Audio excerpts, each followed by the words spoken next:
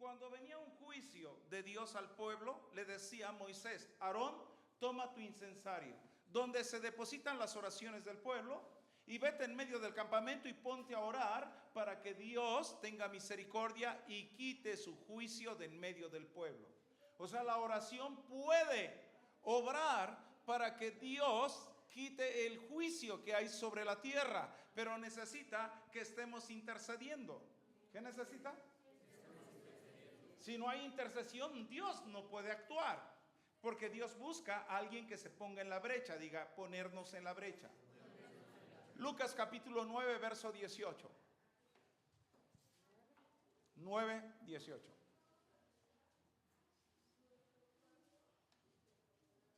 Aconteció que mientras Jesús, ¿qué hacía Jesús? Estaba con él los discípulos y le preguntó diciendo: ¿quién dice la gente que soy yo? O sea, vean, está en la oración, en la intimidad con Dios. Entonces esto nos hace entender y nos da la comprensión de que Pedro ya era intercesor. Porque cuando le dice: ¿qué dicen ellos? ¿Quién soy yo? Dice: algunos dicen que tú eres Jeremías, otros dicen que eres Elías, otros dicen que eres alguno de los profetas. Y dice: ¿y ustedes qué dicen? ¿Quién soy yo? Y dijo Pedro: tú eres el Cristo, el Hijo del Dios viviente. Bienaventurado eres Pedro, no te lo reveló carne ni sangre, sino mi Padre. Entonces aquí nosotros comprobamos que ya estaba desarrollando la intercesión. ¿Qué estaba haciendo? Entonces ya estaba en una función sacerdotal. ¿Dónde estaba? Entonces tenemos que entender que Jesús nos enseña una vida de oración. Diga, Jesús nos enseña una vida de oración. Diga, para ser efectivos en el Evangelio, para que nuestro ministerio prospere. Yo le preguntaría, o yo le quiero hacer una pregunta: ¿usted quiere tener una vida victoriosa? ¿Usted quiere ir de victoria en victoria, como dice la Biblia? ¿Usted quiere tener y andar de gloria en gloria? Claro, eso es lo que Dios quiere para nosotros. Diga, es lo que quiere Dios para nosotros. Que tengamos una vida victoriosa. ¿Que tengamos qué? En ocasiones, por ejemplo, tenemos tanta dificultad cuando no desarrollamos el arte de orar. Diga, el arte de orar. Por ejemplo, también tenemos el arte de bendecir. Y el arte de bendecir, pues debemos de entender que viene con el bien, con la bondad, con la benevolencia, con la bendición, con la bienaventuranza, con la benignidad. Y todo eso lo tengo que desarrollar en un marco para bendecir a la gente. Y de ahí le tengo que añadir la vida, la paz, la justicia, el bienestar, la salud, la alegría, la dicha, el contentamiento, el júbilo. Y tengo que declarar mi parte de oración bien efectiva. Porque luego nos quedamos: el Señor te bendiga. Pero cuando yo digo: Dios derrame bendiciones de bondad, de bienestar, de salud, que traiga paz a tu casa, estás enriqueciendo tu oración. Y esa es la parte donde tú pones el arte de orar. El arte de orar es que no te quedes solamente limitado, sino que tengas todo el círculo de la bendición para estar bendiciendo a la gente. Entonces debemos de comprender, por ejemplo, cuando está Isaac bendiciendo a Jacob y le dice: mira el olor del campo, el olor de las flores. Y está hablando de su vestido, está hablando de su personalidad, de su carácter, de su mentalidad. Está hablando de su imagen, está hablando de su presencia, está hablando de su virtud, está hablando de su gracia. Y dice: y estas flores, así como está el campo, es la bendición. Porque el campo tiene que tener la bendición, que es la tierra próspera. Entonces está diciendo: bendice a mi hijo con la prosperidad que hay en el valle, que hay en el campo, con todos los cultivos que se dan. Aló. Y no se queda uno nada más que las flores, ni la flor de primavera, ni la flor de verano. O sea, todas las flores tienen que ver con gloria. Diga, la flor es gloria. Entonces, Señor, bendice a mi hijo con la gloria. Y ya cuando hablas, bueno, Jesús es la rosa de Sarón, con la gloria de Jesús, con la gloria de su persona, con la gloria de su imagen, con la gloria de su ministerio. Y empiezas a enriquecer la oración. Diga, empiezo a enriquecer la oración. Cuando una persona tiene dificultad y no fluye en oración, no puede tener una oración que vaya desarrollándose, creciendo. Entonces una persona que no practica la oración, una persona que no intercede, mucho menos tiene una comunión íntima con Dios, una oración personal, una comunión que debe ser día a día con Dios. Y nosotros sabemos claramente que el Espíritu Santo nos levanta a las 2, 3, 4, 5 de la mañana, nos levanta antes de hacer nuestras actividades, porque debemos de tener la comunión con Dios. ¿Qué debemos de tener? Dice el salmista: antes de que las aves alaben a Dios, yo te alabaré. Antes de que raye el sol, buscaré tu rostro.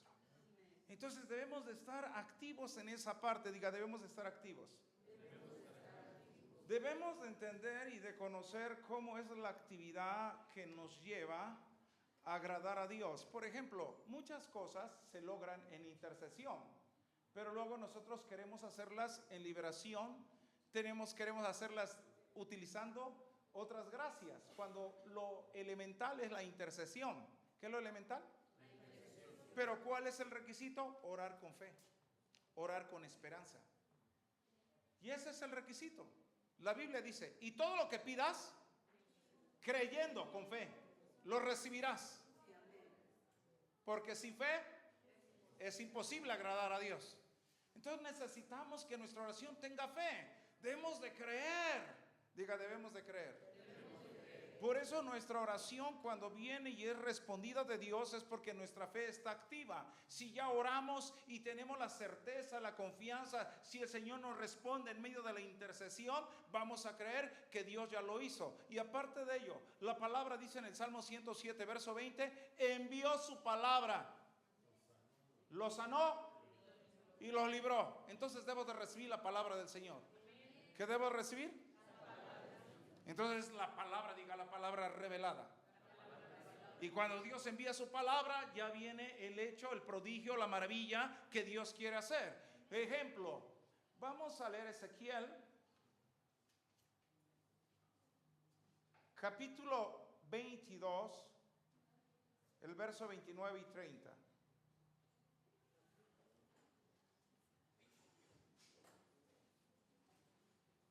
Dice: el pueblo de la tierra usaba de opresión y cometía robo, al afligido y al menesteroso hacía violencia, y al extranjero oprimía sin derecho. Busqué entre ellos hombre que hiciese vallado, que se pusiese en la brecha delante de mí, a favor de la tierra, para que yo no la destruyese, y no lo hallé. Entonces Dios está buscando gente que se ponga en la brecha. ¿Qué busca Dios? Ahora, ¿qué es una brecha? La palabra brecha es abertura. La palabra brecha es abrir camino.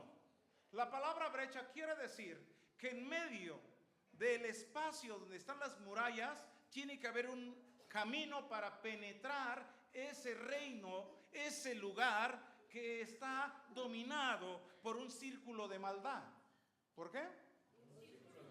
Podemos ver el ejemplo que está en la Biblia de Jericó, que tenía muros alrededor. Entonces, cuando está la actividad de los intercesores, cuando le claman a Dios, Dios dice: ustedes le van a rodear y van a dar 7 vueltas y van a tocar la trompeta. Y a la 7ª vuelta se derribaron las murallas. La obra de la intercesión, abrir camino, derribar las fortalezas. Esto tiene que ver dentro de nuestra nación. Sabemos que tenemos una nación que es idólatra, tiene paganismo, que ha estado dominando el gobierno, y ustedes saben toda la influencia que hay en muchos gobiernos, y la tarea es de la iglesia. Diga, la tarea es de la iglesia. Traer el reino de los cielos a la tierra, que el reino de los cielos se establezca en la tierra. Para eso necesitamos que se derriben esos muros, para poder penetrar y abrir camino para el evangelio y para la salvación de todos los perdidos. Amén, amén. Entonces necesitamos, diga, necesitamos en la nación.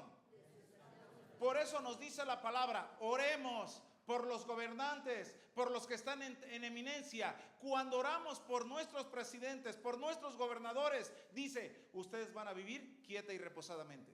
Promesa de Dios. Entonces, cuando tenemos problemas, ¿por qué tenemos problemas? Porque no intercedemos en favor del gobierno. Es más fácil criticarlo, es más fácil juzgarlo, es más fácil señalarlo. Pero Dios dice: tienes que orar por tu gobierno, no lo juzgues. Sea como sea, tú tienes que estar intercediendo para que Dios le dé sabiduría, para que lo conduzca, para que tome decisiones correctas. ¿Sí estamos ahí? Si no quieres que el país se endeude, ponte a orar. ¿Aló? Y nos está hablando porque tenemos que abrir brecha. ¿Qué tenemos que hacer? Entonces tenemos que derribar las fortalezas. Conocemos bien el mundo espiritual. Conocemos lo que es la región del satanismo, del anticristo, y lo que es el inframundo, lo que es el antiespíritu. Y tenemos nosotros la tarea de establecer el reino de los cielos. ¿Cuál es la tarea? ¿Pero qué necesitamos? Interceder. Cuando usted va a interceder, no va a pedir por usted, no va a orar por usted. Cuando Jesús le dijo: mira, Pedro, el diablo ha pedido tu alma para zarandearla, pero yo he rogado a Dios que tu fe no falte. Dice: con la fe vas a vencer. Y lo dice Juan, porque esta es nuestra victoria, la fe. Todo lo que necesitamos es fortalecer la fe. A veces cuando estamos como familia y hay problemas dentro de la casa, hay problemas con los hijos, con las hijas, hay problemas porque están retirándose de la iglesia, no están dentro de la iglesia, y sabemos nosotros que apartados de Dios corren peligro. Pero debemos de estar orando: Señor, yo creo en la promesa, y la promesa dice que serán salvos toda mi casa, y ahora clamo a la sangre del Cordero para que lo libre de los peligros y que su fe nunca falte. ¿Sí estamos ahí? Pero tenemos que trabajar. Diga, tenemos que trabajar. Tenemos que interceder. ¿Sí estamos ahí? Cuando está hablando, mira, algo que Dios me habló y me hizo ver en Josué capítulo 24, verso 15. Vamos a ver cómo dice la escritura.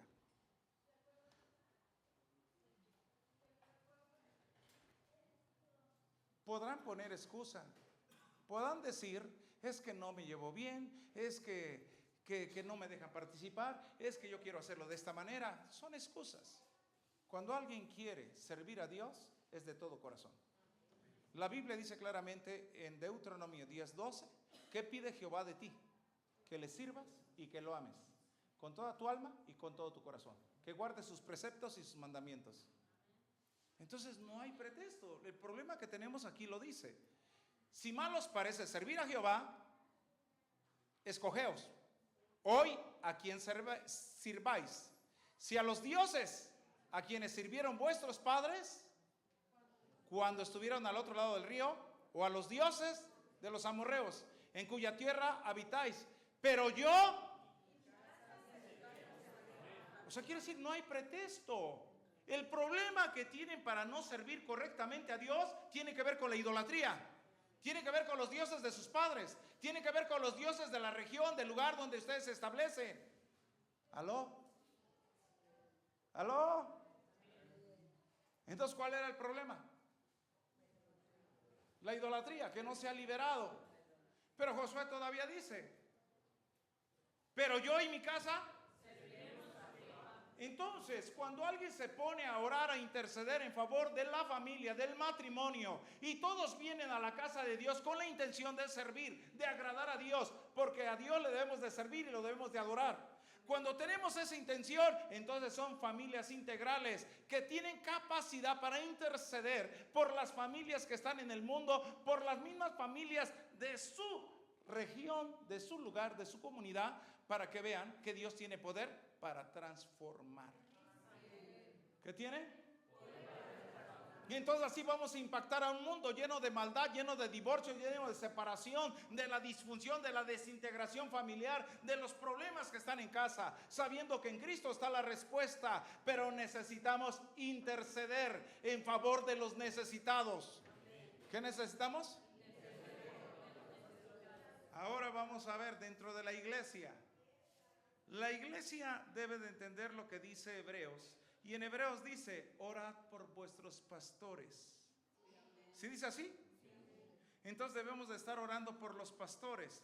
Hermanos amados, yo tengo mucho tiempo orando diario por mi pastor.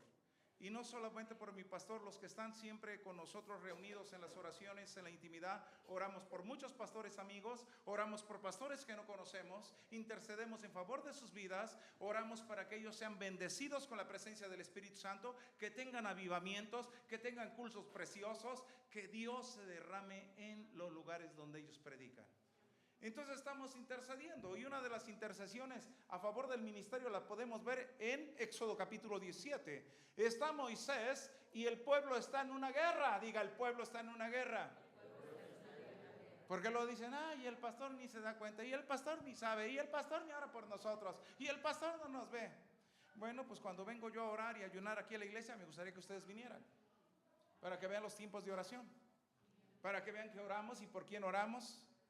Todas las personas que Dios ha puesto bajo nuestro cuidado, por todas siempre tenemos que estar intercediendo a favor de ellos. Y lo que más queremos es que Dios se glorifique para que les vaya bien, prosperen, tengan buena salud y que la palabra sea una realidad en sus vidas. Está Moisés y está orando. Tiene las manos en alto, tiene la vara aquí arriba, pero se cansaba y el pueblo iba a ser derrotado. Vencía el enemigo. Y entonces vino Aarón y vino Hur y le ayudaron a sostener sus brazos. Y ellos estaban puestos en la brecha, ellos estaban intercediendo, ellos estaban abriendo un camino nuevo. Ellos estaban con la victoria de Jesucristo para vencer las potestades, los gobernantes de las tinieblas. Y ahí es donde vino a hacer Dios la obra, y el pueblo de Dios fue victorioso. Por eso, ¿quieres una vida de victoria? Tienes que entrar en la intercesión. Sin oración no hay avivamiento, sin oración no hay revelación, sin oración la presencia de Dios no está. No puedo llegar a la presencia de Dios si no tengo una vida de oración. ¿Una vida de qué?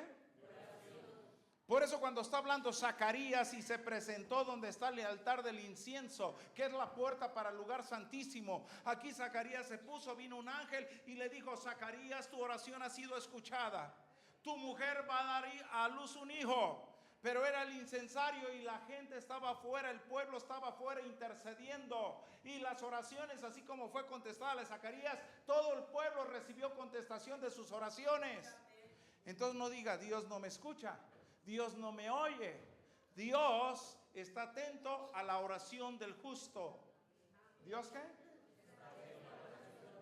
Entonces debemos de estar orando. Diga, debemos de estar orando. El apóstol Pablo dice claramente en su palabra: orad unos por otros. Y luego dice: cuando un hermano es sorprendido en una falta, vosotros que sois espirituales, no dijo vayan de chismosos, denúncienlo, aviéntenle piedras, arrójenles piedras. Dice: vosotros que sois espirituales, restaurarle guiados por el Espíritu Santo, con espíritu de mansedumbre. Entonces no hay lugar para que estemos nosotros enjuiciando al hermano, condenando al hermano, señalando al hermano, aventándole piedra. Si yo veo que tiene un problema, debo de interceder por él. Señor, compadécete, Señor, líbralo, Señor, sánale, Señor, libérale, que deje de ser esclavo, que tenga tu libertad. Pero son tareas, diga, son tareas. Entonces debemos de orar unos por otros. ¿Qué debemos de hacer?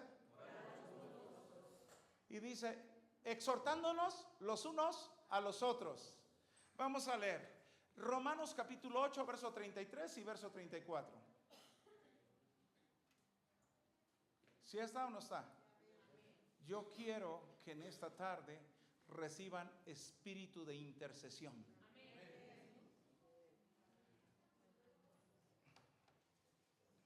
¿Quién acusará a los escogidos de Dios? Dios es el que justifica. ¿Quién es el que condenará? Cristo es el que murió, más aún el que también resucitó, el que además está a la diestra de Dios, el que también intercede. Wow. ¿Sí entendió eso?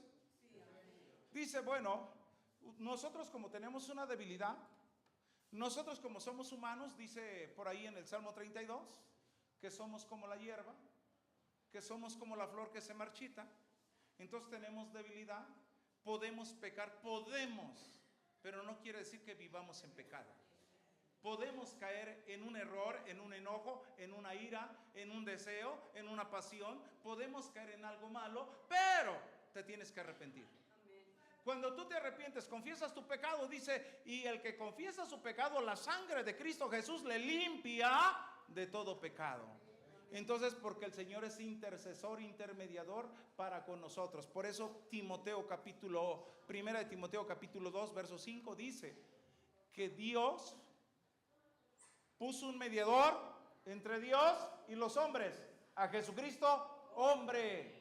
Y por eso entendemos nosotros que nadie puede ir al cielo si no es por Cristo Jesús. El mediador para nosotros es Jesucristo. El que intercede por nosotros es Jesucristo. Por eso dice Juan capítulo 14, verso 6. Él dijo, yo soy el camino, la verdad y la vida. Nadie puede ir al Padre si no es por mí. Entonces, ¿dónde está Santa Úrsula? Allá en Cuapa, ¿verdad? Pero no hace nada. Ni San Goloteo, ni los Hare Krishna, ni los Buda. Nadie puede llevarnos a Dios, solamente Jesucristo, que es el mediador del nuevo pacto, con su sangre que nos ha perdonado y nos ha dado vida eterna. Amén, amén. Diga, intercede por nosotros. Entonces debemos de recibir ese bien del Señor Jesús. Vamos a ponernos de pie.